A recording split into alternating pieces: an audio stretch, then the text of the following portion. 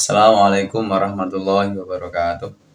Bismillahirrahmanirrahim. Alhamdulillahirabbil alamin wa bihi nasta'in ala umuri dunya waddin wassalatu wassalamu ala Rasulillah ajmain.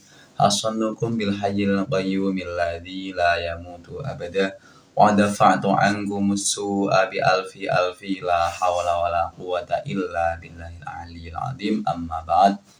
Yang terhormat Bu dosen pengampu mata kuliah Ulumul Quran, Bu Azhar Nur Laila.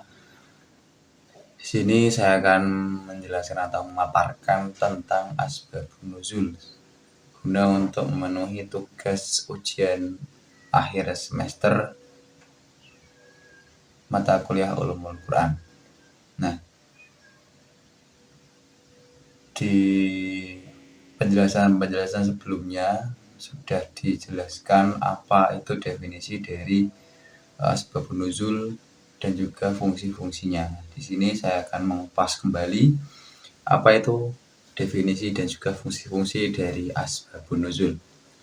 Nah, kita lihat dari definisinya sendiri, asbabun nuzul adalah sebab-sebab turunnya ayat-ayat Al-Quran. Nah, sudah bisa ditangkap dari definisinya bahwa suatu ayat ataupun suatu wahyu yang diwahyukan kepada Rasulullah Muhammad SAW itu tidak serta-merta hanya turun begitu saja tanpa ada sebab musababnya. Jadi segala sesuatu yang turun dari Allah, wahyu dari Allah, itu turun pasti ada sebab musababnya. Nah, itulah definisi dari asbabun nuzul. Nah, di sini juga ada suatu pendapat di dalam salah satu karya dari Profesor Muhammad Quraisyihab.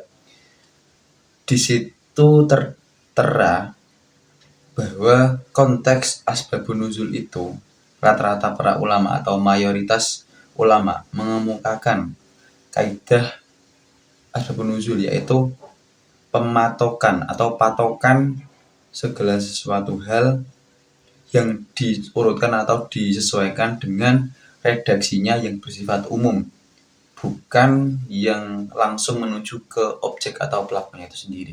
Jadi untuk perspektif atau penjelasan dari salah satu buku dari Profesor Muhammad Quraisyihab ini menerangkan tentang akan tapi banyak yang berpendapat ataupun rata-rata yang mungkin belum begitu mengerti lebih jauh tentang asbabun nuzul. Mereka berpendapat bahwa segala sesuatu itu dikaitkan langsung dengan si pelakunya, tidak diambil dari ayat-ayat Al-Quran sesuai dengan waktu, tempat, dan suasana dan kondisinya pada saat itu. Nah, maka dari itu perlu kita memahami asbabun nuzul dan juga berbagai pengertiannya, karena selain untuk menambah pengetahuan kita juga dapat meminimalis terjadinya pemahaman yang minim tentang asbabun nuzul. Di samping itu juga kita dapat memberi edukasi kepada masyarakat bahwa tidak semua kasus serta-merta hanya kita tujukan pada si pelaku, tapi harus ada sebab-sebab dan musababnya, ada pelakunya, ada waktu seperti apa, dan peristiwanya itu seperti apa. Adapun fungsi dari asbabun nuzul yang sudah disepakati para ulama dan saya paparkan, yaitu salah satunya ada ketika ada dua riwayat yang menjelaskan tentang asbabun nuzul atau sebab-sebab turunnya suatu ayat. Tetapi riwayat yang pertama itu redaksinya lebih ke arah hukum. Contoh, ayat ini turun untuk menjelaskan hukum ini. Dan sedangkan yang kedua, ayat ini menjelaskan tentang peristiwa ini atau waktu ini. Jadi sama-sama diturunkan untuk menjadi sebuah rujukan, akan tetapi beda redaksinya. Yang satu lebih ke arah hukum, yang satu lebih ke arah sesuai kondisi dan situasi pada saat itu. Nah, bisa kita lihat di salah satu ayat Al-Quran, yaitu surah Al-Baqarah ayat 223 yang berbunyi, istrimu adalah ladang bagimu, maka datangilah ladangmu itu kapan saja dengan cara yang kamu suka, dan utamakanlah yang baik untuk dirimu. Itu ayat yang pertama. Bisa diambil kesimpulan bahwa di ayat pertama itu menjelaskan keharuman bagi kita kaum laki-laki itu menggauli ataupun berselingkuh. Nah, kalau bahasa sekarang itu berselingkuh ya. Nah, dan untuk ayat yang kedua ini, ayat yang kedua diriwayatkan dari Jabir.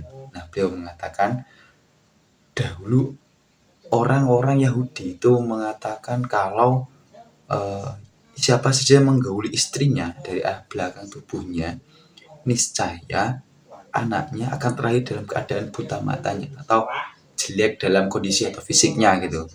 Nah, untuk yang ayat kedua ini diturunkan sesuai dengan situasi dan kondisi masyarakat. Tadi sudah disampaikan bahwa pada zaman dahulu itu kaum Yahudi meyakini bahwa yang siapa saja yang menggauli istrinya melalui bagian belakang dari istrinya itu, maka niscaya anak yang akan lahir itu akan mengalami cacat ataupun fisik yang buruk.